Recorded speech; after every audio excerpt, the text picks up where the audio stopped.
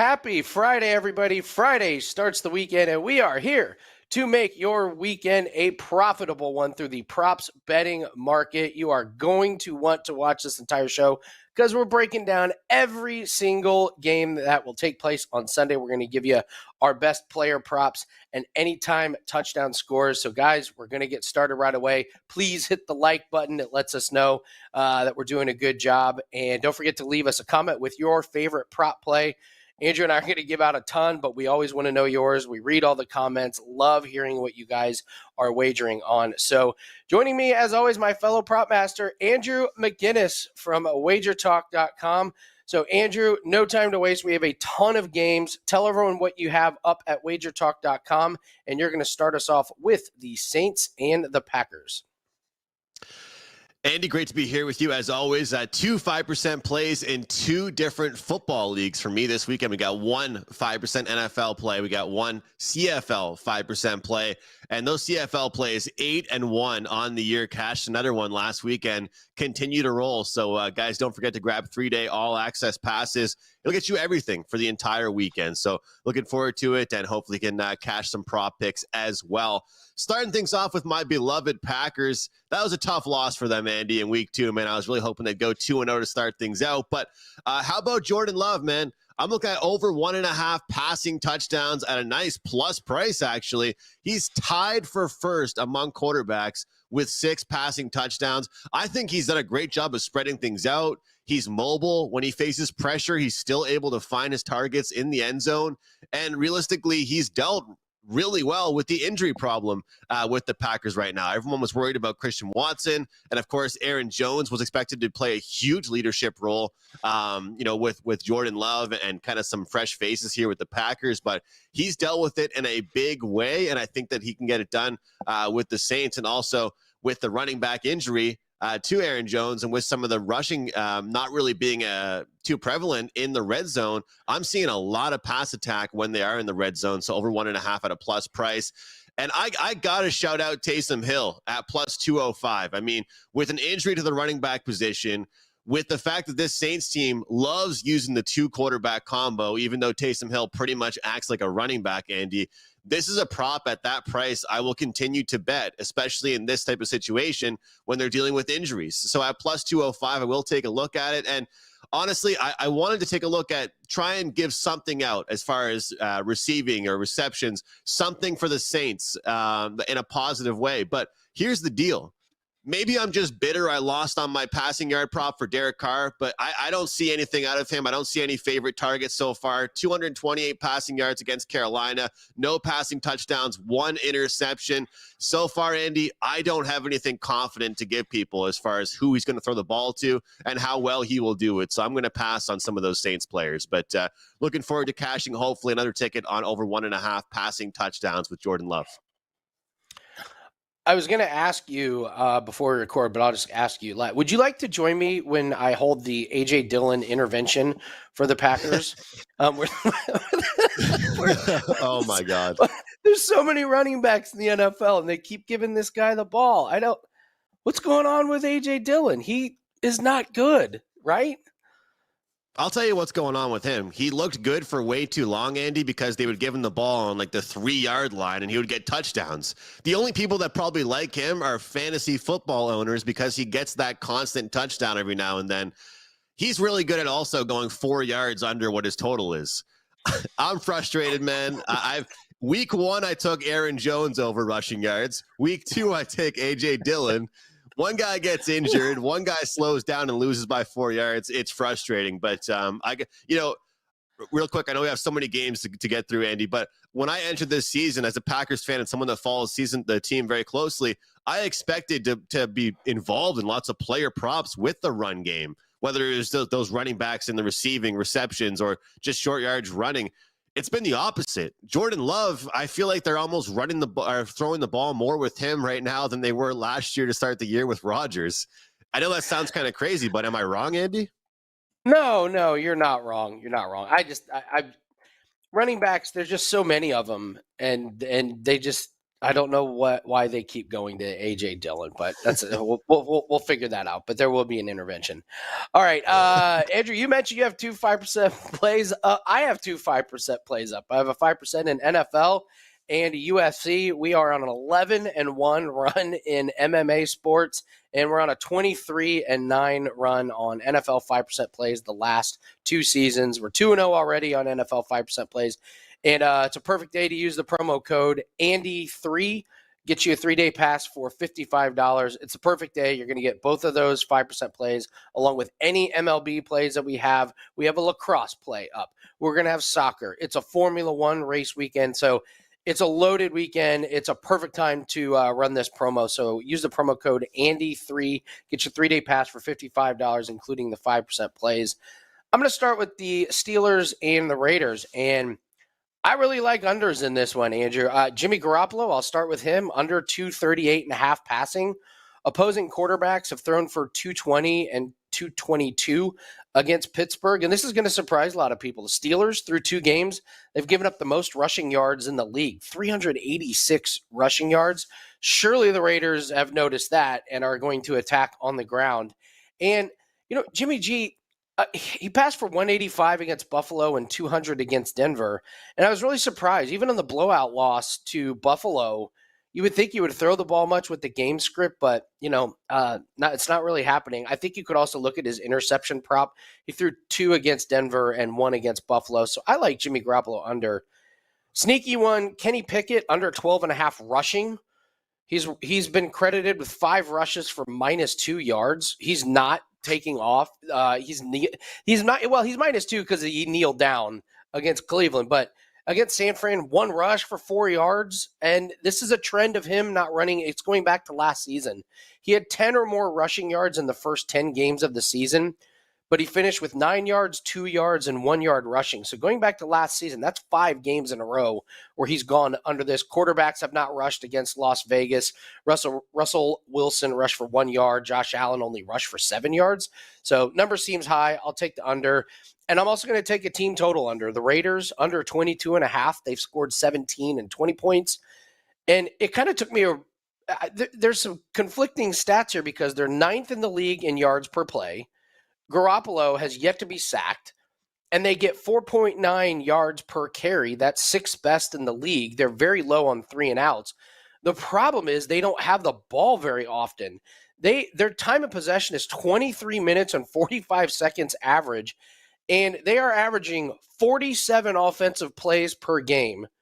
Let's put that in perspective. So they're running 47 offensive plays. The Rams, who's number 1, they're running 78 offensive play. They're running 30 more plays a game than the Raiders. So the Raiders are just not out on the field a lot fewer scoring opportunities. So I like the Raiders, the team total under there. There's some good plays for you for the Steelers and the Raiders. Andrew, coming to you, Patriots and Jets. Before the season, Aaron Rodgers playing Patriots. Oh, on paper, this looks so good. And now we've seen this game. We've seen this before. Zach Wilson trying to play against the Patriots. Hasn't gone well for him in the past. What do you like player props-wise, Patriots and the Jets? I remember last year when I talked about this game and this meeting, and somehow I took Zach Wilson to not throw an interception. And I was at the game, and I was just like, I don't even know why I took that because I was just stressed about it the entire game. He's going to throw an interception. Frankly, I think both quarterbacks will throw an interception. I think that this game is going to be a lot of dink and dunk, and I think it's going to be going back to the old reliable that you heard from me and pretty much the pick that everybody that watches Prop It Up for the past few years can rely on, and that's pass completions, not yards. I have a feeling that this is going to be one of those games where a lot of these plays from especially Mac Jones, they're not going to be farther than 10, 15-yard passes. It's become very clear to me that people seem comfortable, and I've heard way too many people saying that Mac has looked pretty good so far this year. And I've actually tried to defend the guy. But the fact of the matter is, I don't care if people are going to say he doesn't have that many elite, receivers or the talent's not there. He makes his receivers turn the easiest catches into acrobatic plays that are highlight reel catches every single time. They're not always right at him. And Patriots fans come at me if they want to, but I feel like they have to stop going deep. Having said that, I like Ramondre Stevenson over 82.5 rushing plus receiving. Last two games versus the Jets, we saw 143 combined and 82. So obviously went way over in the 143 and just lost by a half in that last one. But looking at this Jets team ranking 20 in rushing yards allowed, I feel like Ramondre needs to get involved in the game more. They ignored him last week for some reason. They didn't give them the ball that much, but I am looking towards him to have a big game. And he's also somebody I mentioned on our Monday show as somebody I would be looking at if I can get the right number. And my projections look at him having a big week here against the Jets. I got to mention it again. I know it sounds crazy, but I think this is kind of why we do the Prop It Up show, to give people some props that they might not always be thinking about. It hit again last week, Andy, the Zach Wilson prop, over 31.5 yards, longest completions now hit in 7 of his last 10 games. And I know it sounds crazy because he is awful. I think I heard our producer, Dan, just say he's just not a quarterback, or I don't know who it was, but people are talking about this guy. This is a big year for him because he was supposed to be behind Rodgers. He was supposed to be, pretty much his year to learn from a veteran quarterback. All of a sudden he's thrown back into the mix. No matter what this kid seems to do, Andy, he seems to have at least one play, whether it's 60 yards, 40, 50. Last year he had a 73-yarder.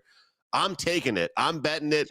Over 31.5 longest completion for Zach Wilson. But I'm looking at quite a bit of dink and dunk. This to me has a feel where people are going to bet some receivers and you want to bet overs. I would definitely be looking at the receptions over the yards. I just don't see many highlight reel plays between these two teams. And I'm sure that's not a surprise to anybody. No, but the Zach Wilson over longest completion is one of the most confounding and confusing stats in all of not NFL, but all of sports.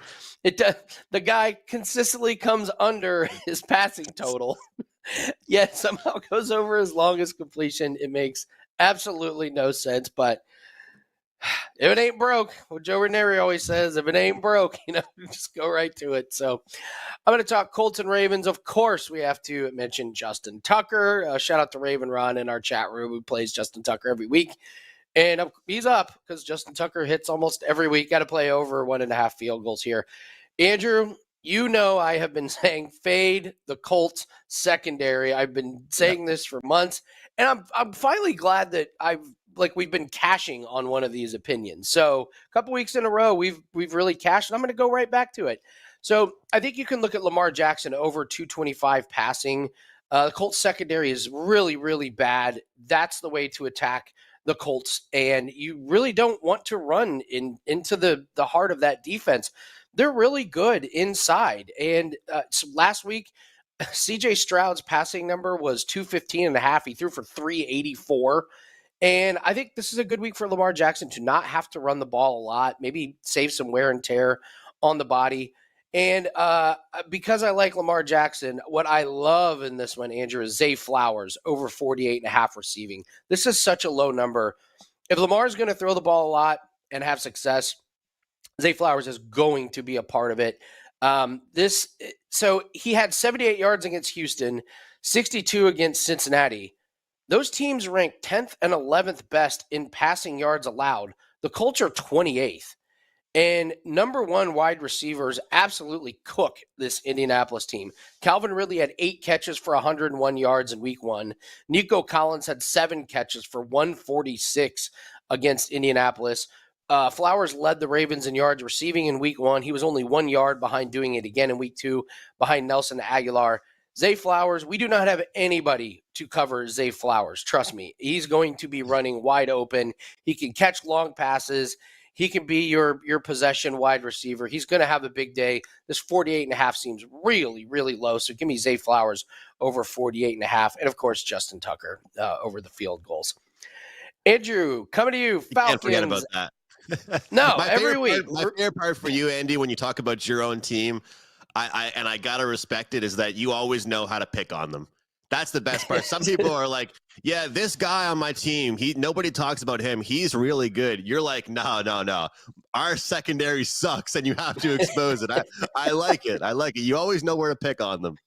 Absolutely. Andrew, Falcons at the Lions. What do you think about this game?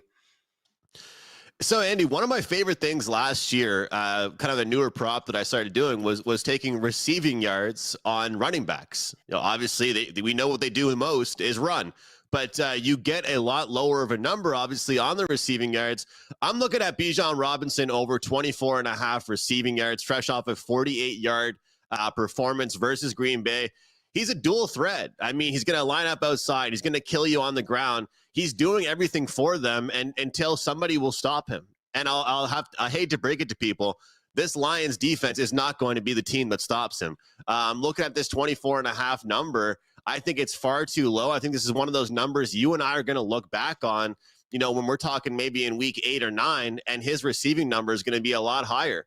I was tempted by the rushing and receiving, but I feel like that running number is inflated. So I'm going to stick with the receiving here because I do believe what he's capable of after he catches the ball. I mean, I'm not sure if you saw some of those highlights like in slow-mo, but the way he's able to escape tackles and move laterally, it's unbelievable. And so for a guy to catch 5 or 10 yard pass, he can turn it into something a lot bigger than that. 24 and a half receiving yards is not that much to ask for. I also wanted to mention Drake London here. I really like looking at guys that had a poor week 1 and a great week 2. I'm not saying I want to just hop on the bandwagon by any means, Andy, but when you get shut out, when you're blanked, when you have nothing in week 1 and you go ahead and have a 67-yard week 2, I think that I'm expecting his usage to go up. This is a guy that realistically, he's not catching short balls. When he does catch the ball, he's catching a deep ball. He's able to get up there, use his height, use his athleticism, and make a big play. And I feel like his number is a little bit lower than it should be moving forward. So those are the only two that I found in a game that I think that should be entertaining. But the Lions have a lot of injuries and things like that, so I didn't really want to worry too much about those guys. But I'm looking at Drake London and Bijan Robinson, and that Bijan Robinson prop at his receiving yards is something I'll certainly be looking at until they move that number higher. Yeah, absolutely. I'm going to take a look at the Bears and the Chiefs here. I'm going to go with Khalil Herbert under his rushing total. I don't have a whole lot in this game. The Bears are a mess. Justin Fields blames the coaches, and then the PR department says you can't do that, so he walks that back. This Bears rush attack from the running backs is really bad. So I'm going to take this low number, and I'm going to take it under. He's not even getting that many carries. 9 rushes for 27 yards against the Packers, 7 rushes for 35 yards against Tampa. And the Chiefs now have Chris Jones. They only allowed Travis Etienne 12 rushes for 40 yards last week. The Jags are much better in the rushing game, and I think game script, I think the Bears are in trouble on this one. I love this Chiefs defense. And listen, waiting for the number to come out. Good friend Jim Malero can back me up on this. Justin Fields has been sacked 10 times through 2 games. I think you got to take Chris Jones to have a sack. So he was plus money last week. Yeah. I doubt he'll be plus money again, but got to believe he's going to get a sack with Justin Fields there. So those are only 2 plays I have for this one. It's not a game I really, really want to have a lot of focus on. I think there's a lot of unknowns in that one. Andrew, come to you. Defense is underrated, Andy. I'm telling you, I think people don't give them enough credit. I've been saying that. This is a different Chiefs team. I think the narrative is like, oh, teams, you got to score a lot of points to keep up with the Chiefs, or Chiefs are going to hang 40. And they could, but this is a different team. They don't have that explosive wide receiving core, and that defense is nasty. What they've done is nailed their draft picks from the last couple years. They've got a bunch of young guys on defense on rookie contracts, and they got a really, really good 2-year window where that defense is going to be incredible. So I'm with you, man. That Chiefs defense is no joke. I think it's a top 6 defense right now. So I'm glad we're on the same page on that one. Boy, speaking of top 6 defenses, and they just got a big blow to them. You got the Cowboys and the Cardinals here. They lose Diggs. What do you think about this game? Interesting game from a prop standpoint. I actually feel really bad. I feel bad for the Cowboys. I feel bad for the player, obviously, but what a great start for them. And then that happens, and not just a short-term injury either. That's really rough. But I'm keeping things simple in this one, Andy. I actually didn't find anything I overly loved here, but Dak Prescott over 233 and a half passing yards, I thought was kind of low. for looking at the team that he's playing realistically. First game of the year, he had 143 passing yards, but that was in blowout fashion. So, I was kind of the guy after that game chirping Dak Prescott and saying like, well, what did he do? What did he do for his team? It was all his defense. And it's easy to talk smack about a guy that, his team put up that many points, but he only had 140 yards. Didn't have to do anything, but he put up 255 yards against the Jets secondary. That's supposed to be very respectable. A pass rush that's supposed to really cause stress to him. That didn't really bother him whatsoever. I think he'll have a field day with this Arizona team that somewhat looked good in the first half defensively last week and then got exposed. Who knows? I also think the Giants are just bad. And we learned that last night as well, even though they've played some tough competition. So I think this is a game that Dak is made for.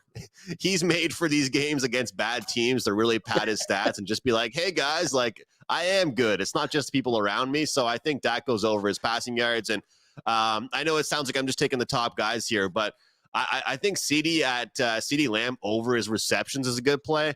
I wouldn't obviously talk anybody off his yards, but coming off an 11 reception performance, and this guy's getting 8, 7, 9 multiple times over his last, several games here, looking obviously back to last year as well. And this Arizona team, I don't think is going to be able to keep up with them. And early on in the first half, the only thing I worry about when I take top guys like CeeDee Lamb in matchups like this is that, if the game's a blowout by the second half, they're going to start getting the depth pieces into it and working new things into the offense. But the way I look at it also is somebody has to get them to that blowout, right? The blowout doesn't just happen on its own. Somebody has to get them to that point. And while that happens, I believe CeeDee Lamb will be heavily targeted. So I'd argue these two plays correlate, and I can't believe I'm cheering for Dak Prescott this week, Andy, but I guess I am. Hey, Dak could always use a good fan.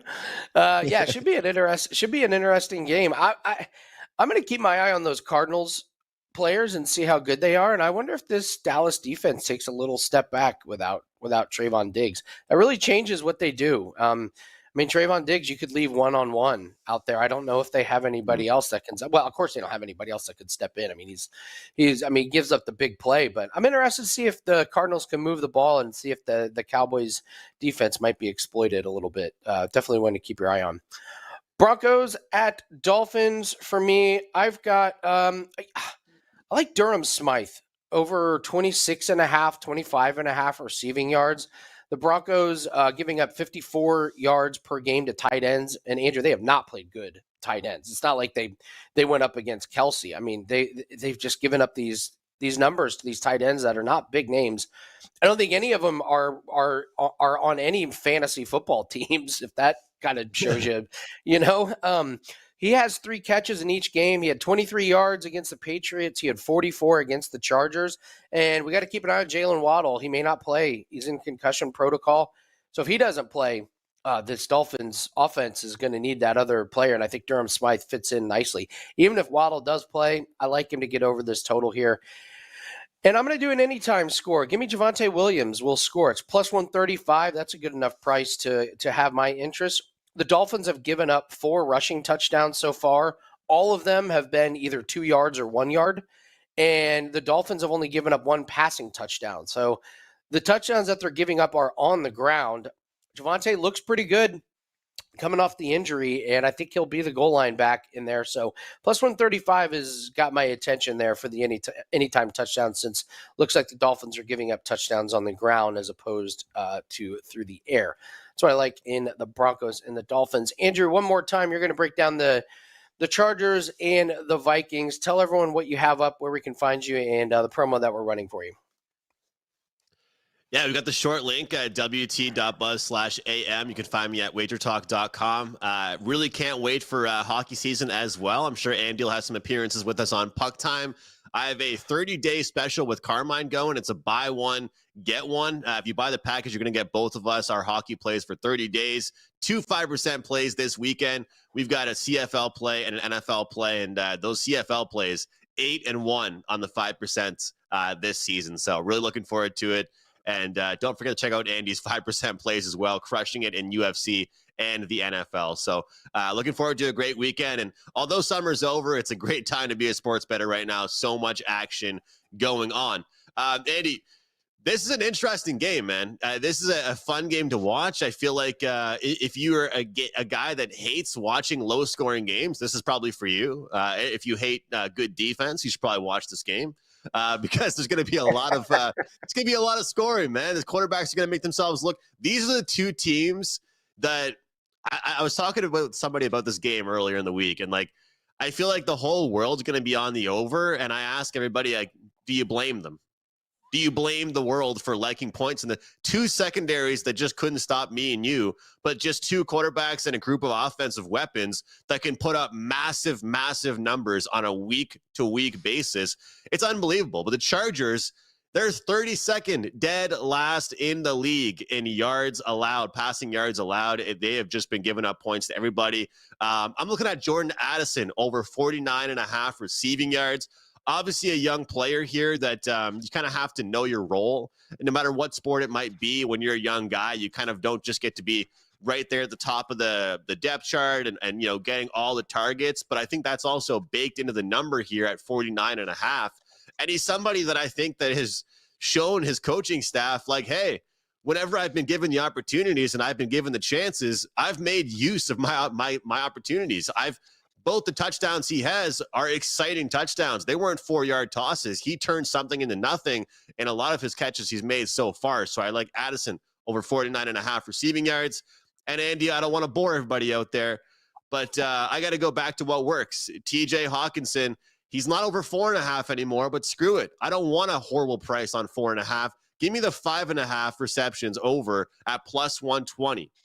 When a number moves like that, sometimes you think to yourself, is this the time that I get off it? You know, it happens to us all the time in hockey with the 2.5 shot prop to 3.5. But this is a guy that has never really been going over this prop by just one anyway. When it was at 4.5, he was still getting 7 receptions, 8 receptions, 10 receptions, 13 receptions. And sure, maybe it was late in the fourth quarter last week he started to get targeted again, but he's somebody I want to look at, especially against the Chargers team that's dead last in a lot of defensive passing categories. So looking at those two players, Andy, and I will have some Chargers actually props for my clients. Nice. Screw it. Give me Hawkinson. Give me that plus money. I love it. I'm going to take a look at the Texans and the Jaguars. I'm going to go back to CJ Stroud. Over his passing that hit easily last week. 234.5 is his passing number. I'll take a little sprinkle on that at 242 against Baltimore, 384 against Indianapolis. Jacksonville is one of these teams that is much, much better against the run than they are against the pass. So Jacksonville, 8th worst pass defense. They allowed 223 yards to Anthony Richardson in his first game. And then they allowed 305 to Mahomes. So I like CJ Stroud over his passing. And if I like CJ Stroud over his passing, I have to like Nico Collins. I talked about this on the Road to Millions video earlier. His number's at 54.5. This guy's the number one receiver on this team. Plenty of targets, plenty of receptions. He's gone over in both games. I like Nico Collins to have a big game. And then here's something interesting, Andrew. Get your thoughts on this. So Houston has given up 3 rushing touchdowns per game. They're giving up 3 rushing touchdowns per game. Only one passing touchdown. Only one passing, but 6 rushing TDs. So I'm looking at Jacksonville, and you're going, well, I mean, if they're going to run the ball in. So Travis Etienne, his anytime touchdown is minus 105. You mentioned that you like the better number on TJ Hawkinson. I like the better number on Tank Bigsby, plus 265 anytime touchdown. Here's a little fun fact. Travis Etienne has no touches inside the 5-yard line. Tank Bigsby has 2 and a rushing touchdown. I think he's their goal line back. I think this is the guy that gets the goal line carries. So if I'm getting plus 265 on a guy that probably is the goal line back against a team that absolutely cannot keep running backs out of the end zone, I'm going to bypass Travis Etienne's anytime touchdown and roll the dice that Tank Bigsby gets one in there. I mean, Etienne and Bigsby could absolutely score, but I'll take my chances at this plus 265 here on Bigsby here. I think that's a pretty sneaky anytime touchdown for Texans and the Jaguars.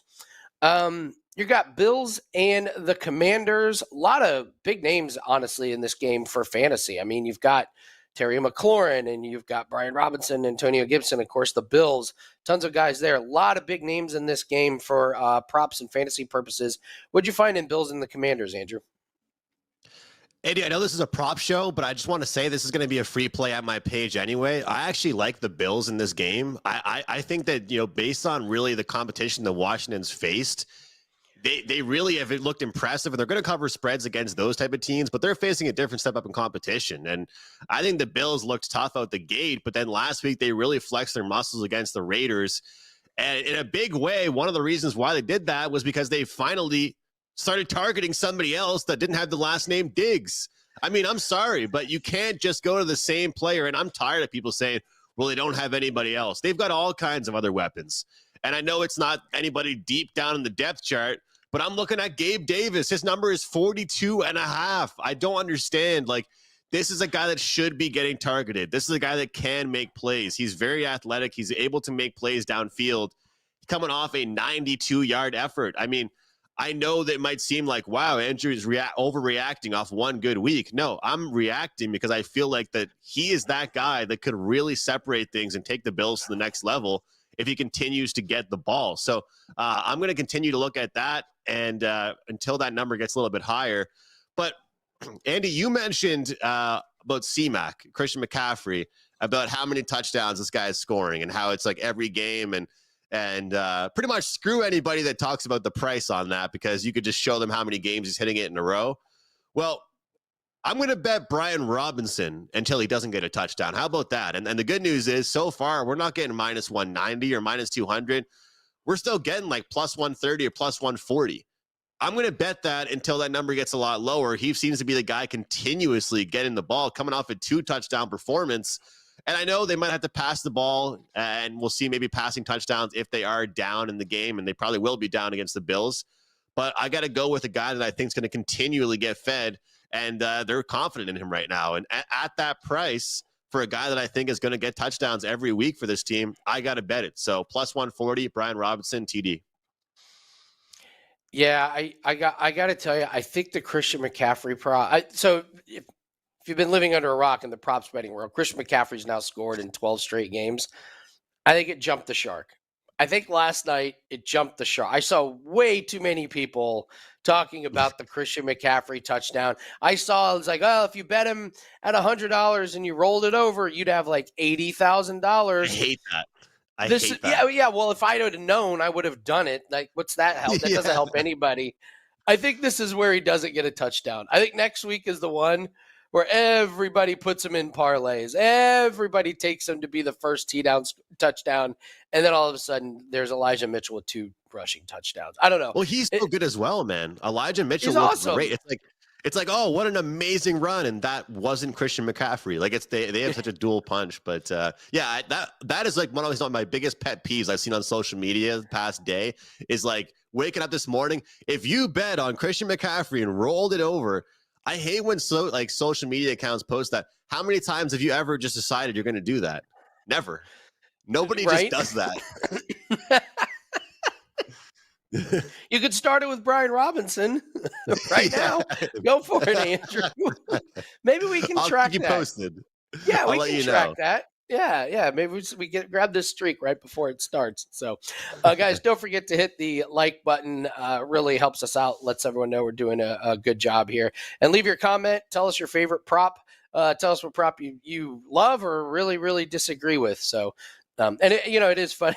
There's the 49ers with McCaffrey and Mitchell. And, of course, the Packers are rolling A.J. Dillon's slow behind out there. That's why I like Jordan Love, passing touchdowns, no running back option.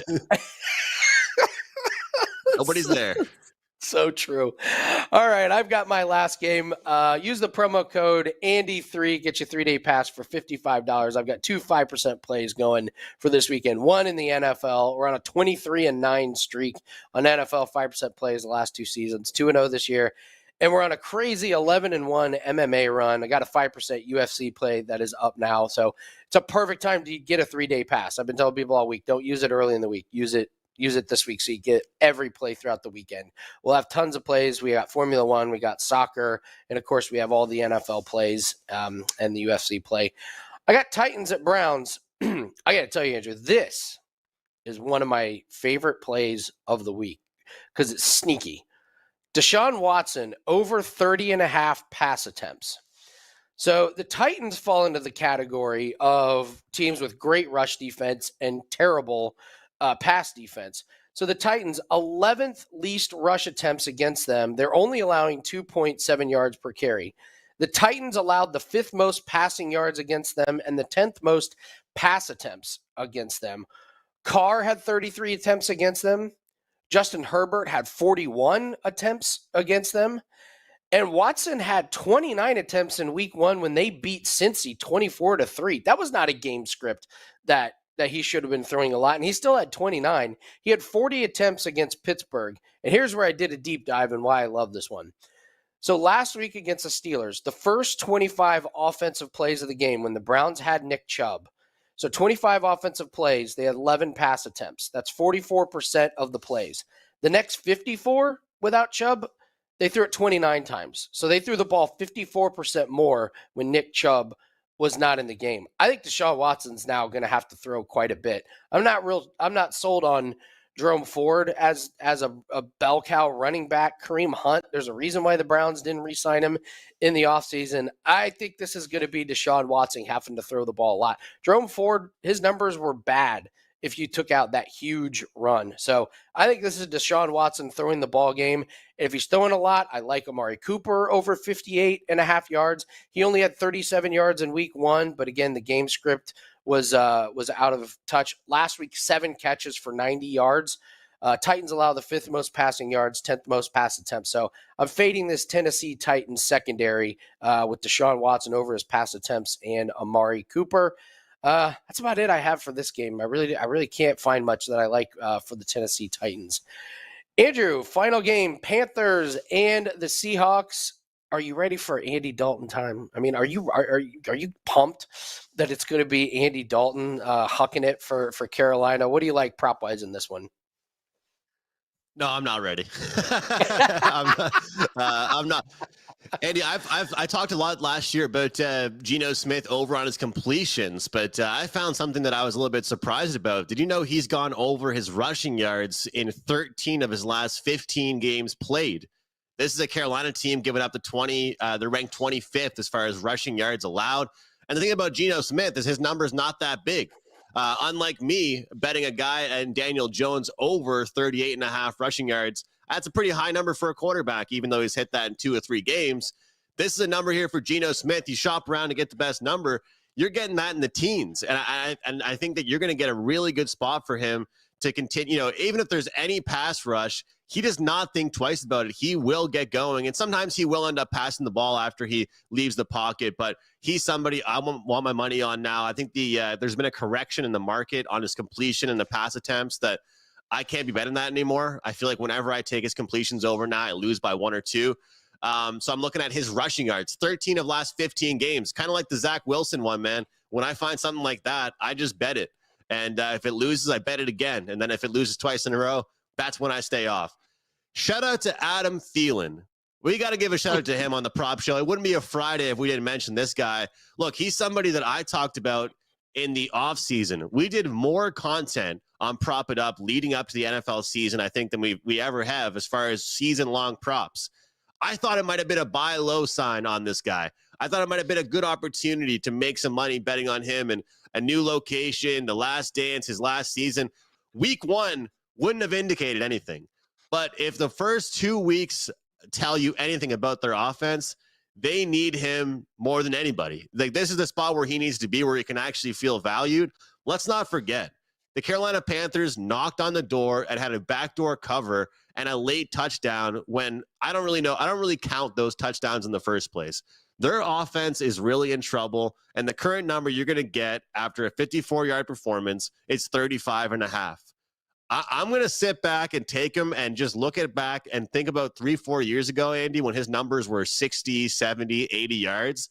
And now you're getting this guy at 35.5. This kind of reminds me of like getting an old NBA player over like 8.5 points coming off the bench. This to me is a buy low spot. Seattle, I think, is very underrated. They're able to put up points. You've seen the numbers they put up so far. Carolina will have to make plays. And I'm just hoping the old man can get it done for me over 35.5. Love it. Love it. Adam Thielen. Unbelievable. We're breaking down Andy Dalton and Adam Thielen props. So what is this, 2011? What is going on? Yeah. So, I'm not touching Andy Dalton props, that's for sure. No, but I will say Steve did a really good good one. Remember when Andy Dalton was with the Saints and just checked the ball down to Alvin Kamara 20 times a game? You could totally look at the running backs for Carolina, just like first read's not open, boop. running back. He's like, that's completion. That's a completion. Write it down. Yeah, they're averaging 1.3 attempts, 92% completion. So the Andy Dalton good old days. All right, guys, that's going to do it for us for Prop It Up. Hit the like button, please, and check out Andrew McGinnis at WagerTalk.com and myself at WagerTalk.com. We both have 2 5% plays that are going up, and we do not double up on each other's plays, so you can absolutely grab both of them at WagerTalk.com. Don't forget, we will be back Monday to break down the Monday night football action from a props perspective. And if you're enjoying the gambling content, please check out all of our other shows. We've got incredible breakdowns on individual games for the NFL and college on the WagerTalk YouTube channel. Don't forget to check out WagerTalk today, Monday through Friday, noon Eastern, 9 a.m. Pacific. Good luck on all your bets. It's a busy weekend. We'll dissect it all on Monday and get you ready for Monday Night Football. We'll see you then. Good luck, and we'll see you Monday on Prop It Up.